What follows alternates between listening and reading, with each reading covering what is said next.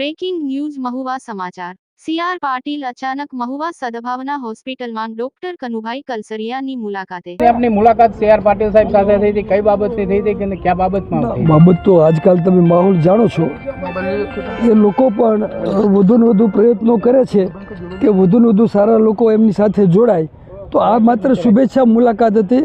સાથે બેઠા, વાતચીત કરી, જમ્યા અને આવજો કહીને છૂટા પડ્યા. બાકી ચોક્કસ પ્રમાણે તમે ભાજપમાં ભળો છો એવી વાત ચાલી રહી છે. ના ના, એવી વાત ચાલી રહી છે, પણ મેં વિચારવાનો સમય માગ્યો છે. તો સાહેબ આપ ક્યારે કેસરિયામાં એટલે વિચારીને હું એમને જવાબ આપીશ.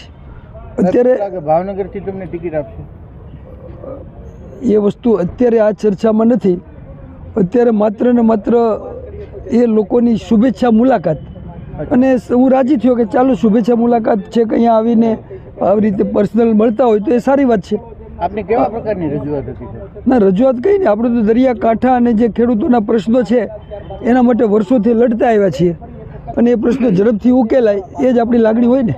એક મિનિટ સર, આપણો નિર્ણય કેટલાક દિવસ સુધીમાં આવી શકે? ના, એટલે એ લોકોએ ખૂબ વહેલા આગ્રહ રાખ્યો છે. મેં 8-10 દિવસનો સમય માગ્યો છે. સર, લાંબા સમય પછી કેમ આવી બધી મુલાકાત થઈ આપની? બહુ લાંબા ના, પણ અત્યારે તમે જાણો છો કે આ ચૂંટણીઓ નજીક આવી રહી છે, એટલે નેચરલી ચારે બાજુ આ મિટિંગોનો માહોલ છે, મળવાનો માહોલ છે, એટલે અત્યારે વધારે થાય, શક્યતાઓ વધી જાય. ના સાહેબ, આ ભાજપમાંથી છૂટા પડ્યા પછીની આ બીજું ઇલેક્શન છે. આપ ઘર વાપસી કરશો તેવું લોકોના મુખે ચર્ચાઈ રહ્યું છે, તો આપ કરશો ખરા? નથી, અત્યારે હું કહું એ બહુ વહેલું કહેવાય, કંઈ કહી ન શકાય. અત્યારે મેં વિચારવાનો સમય આવા મહાન પાર્ટીના મોટા લોકો પાસે માગ્યો છે, તો પછી ધન્યવાદ.